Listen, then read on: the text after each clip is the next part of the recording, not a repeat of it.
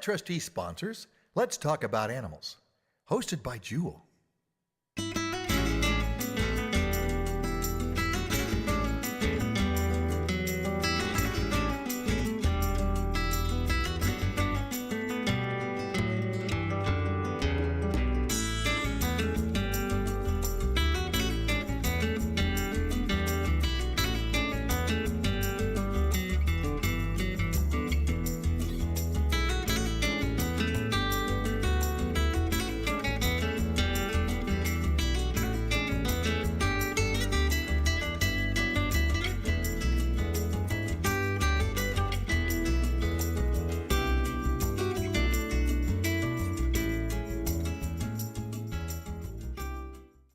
Welcome. We have a great show lined up for you today, ARF.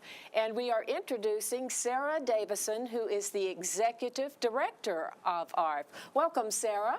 Thank you so much, Jewel. It's great to be here. Oh, and thank you for bringing Salty. Salty is a dog that's up for adoption.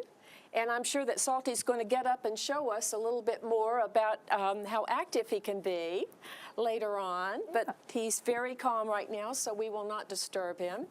And this is one of the dogs you keep in your office, right? Yes, he's an irresistible little Jack Russell, mix perhaps, about 1 year old, and very full of love and energy, and highly adoptable, neutered, microchipped, vaccinated.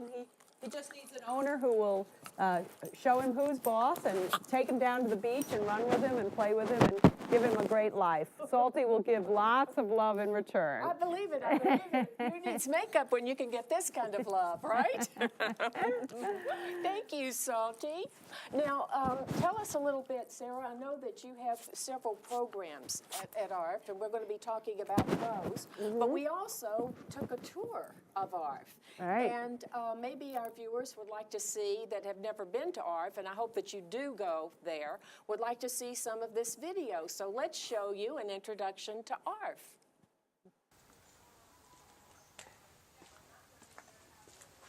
So this is Sara Davison. She is the Executive Director of ARF, and absolutely a wonderful representative here in the community for the great things that you do. Thank you, Jewel. It's great to have you here at ARF, the East End's leading no-kill adoption center for cats and dogs. And we're very proud of our facility, and we're thrilled to give LTV and Jewel a tour. Thank you so much, Sara. That's Good. great. Good.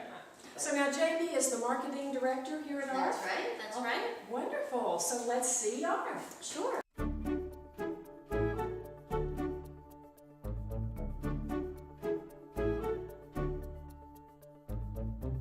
We try to make it as comfortable for them as possible. You can see the different levels that they can, you know, stand on. And they have nice windows. Exactly. They get to take a look and see what's going on outside. You might see, I don't see there's... What's their favorite television program?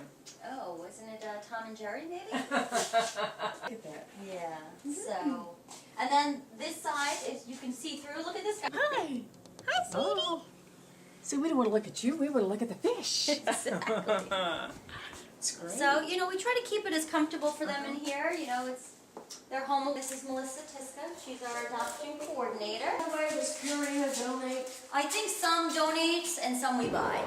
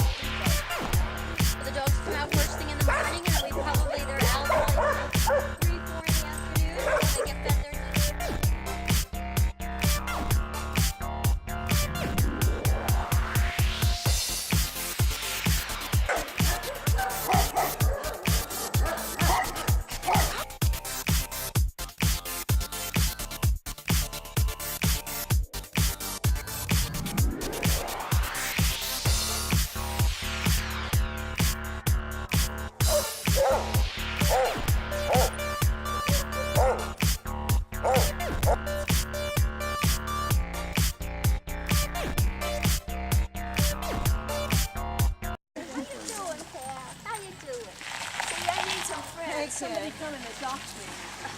This is Latch. Latch is a scaredy cat. Uh-oh, a scaredy dog.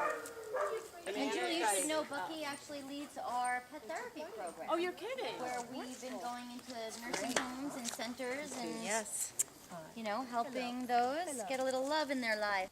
Jamie, thank you so much for giving us this tour. Pleasure to meet you. It's been really great. Pleasure Thank to meet you for too. It's giving been some wonderful. attention to ARF. Well, it's our pleasure. It really is. It's beautifully run, beautifully organized, and it's really... And the adoption center is open 7 days a week, 11 to 4.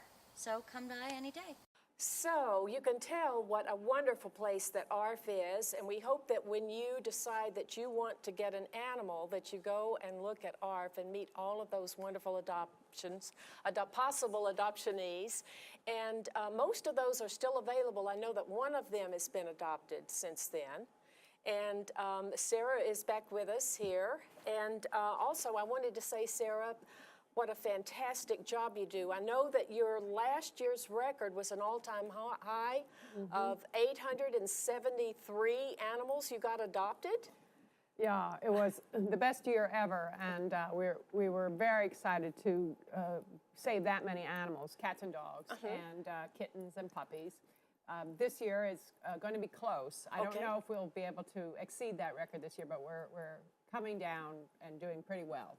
Well, I know that you've got this puppy mill that you're rescuing a whole group of dogs that's coming in very soon, and that should help you boost this year's records. Tell us a little bit about, let's talk a little bit about puppy mills. Okay. Puppy mills are large-scale commercial breeders. Most of them are in the Midwest. There are some in Pennsylvania and some eastern states, but basically they keep dogs like Salty and many breeds in squalid, inhumane conditions in wire cages their entire life, and all they do is breed them.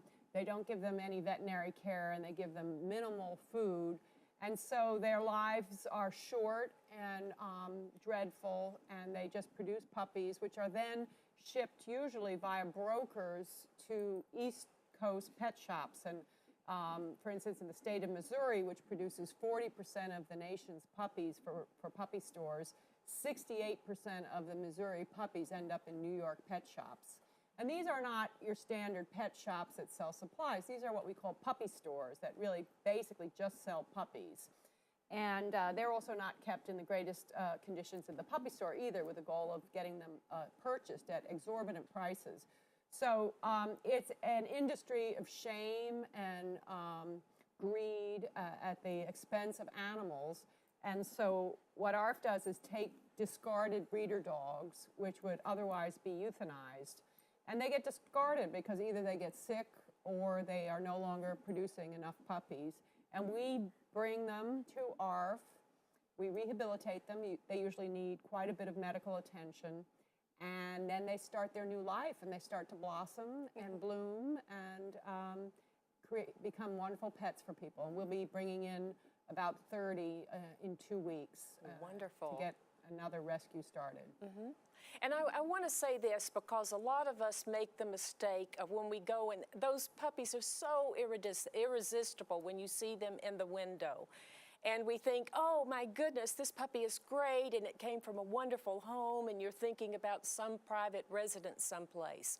This is not the case, and there are many dangers of adopting a pet right from a window. And I'm ashamed to say this, Sarah, I was one of the naive ones that really didn't understand the pitfalls of adopting a pet right from a window, or getting a pet, or purchasing a pet. An impulsive purchase. Yeah. And it looks so adorable right there in the window that you go for it, and you don't realize that these animals have been interbred. Sometimes they're not even pure pedigrees. They're sold and they're mixed up. They live in these cages, and in these wire cages, a lot of animals spend their entire life inside a cage. They bang their heads against the things. They wind up with mutilations, and then they're discarded because they can't survive in these Produce terrible. anymore, right, Yeah. yeah. And the only way that we can stop puppy mills is for us to stop going into and buying a puppy. You know, and a lot of times we think, oh, a puppy is so wonderful and so cute, and they are adorable. But if you are going to get a puppy, go to a breeder, a reputable breeder. There's nothing wrong with having a pedigree. We love pedigrees. There's a wonderful thing. But there are also many mixed breeds out there that have already been housebroken, and they're available for adoption at wonderful places like ARF. And we're begging you, please, we can stop the commercialization and the abuse of all of these pets if we just stop buying from pet stores. Well said, Jewel. Shelters have approximately 20% of their dogs are purebred, and a reputable breeder is a breeder that you can go to, who you will be interviewed and you will be checked, and you will meet the parents of your puppy. And if you can't meet the parents of your puppy, you don't know what you're getting. So there's a big difference between even a USDA licensed breeding facility, puppy mill, is still inhumane, even though it's licensed. So go to a shelter or go to a reputable breeder when you're ready for your next puppy. Yes, and we hope that you are ready for a puppy because we know of all the health benefits that you have. But let's not just talk about puppies, because I think cats get the short end of the stick. Let's also talk about your cat adoption. You've got a cat program, right? Yeah, well, about 2/3 of the residents at ARF are cats and kittens. By far the largest overpopulation issue we face here on Long Island has to do with cats. Cats are still free roaming in the environment, in the neighborhoods. Community cats, they're sometimes called. Sometimes they're called feral cats. But they are the #1 source of the kittens we bring into ARF. We remove them from the out of doors, tame them, neuter them, microchip them, get them ready to be re-domesticated, if you will, and become great adoptable pets. And cats, you know, is America's most popular pet. They're much easier than dogs. They make wonderful pets. Don't buy that old myth that they're not affectionate. They are extremely affectionate. Jewel has 3 of them. They're wonderfully entertaining. And at ARF, we have 3 catteries with all adoptable cats and kittens. And we also have the Operation Cat program, which is our feral cat program. It's a volunteer-driven program. Hundreds of volunteers across eastern Long Island go out, find cat colonies that are usually congregating, organized, if you will, around dumpsters, fish marts, you know, where there's a food source. And so the volunteer then learns how to trap the cats humanely in box traps, brings them to a local vet or to the ARF vet, where they're neutered and they're vaccinated against rabies and distemper. A little section of their ear is removed while they're under anesthesia. We call it ear tipping, so that we know when we're back out in the neighborhood and we see an ear-tipped cat that it's already been neutered and already been vaccinated. And 14,000 cats from Spionk to Montauk in the last 10 years have been neutered through this program. So it's not enough yet, even though that sounds like a large number. We have to do more because they're still breeding and still producing kittens. It's incredible. I don't know if you saw on public television that segment that was done in Australia where they just never did anything with the cats, and then they wound up with literally packs of thousands and thousands of cats that would just came through, and when they were migrating, they would go into people. It was just like having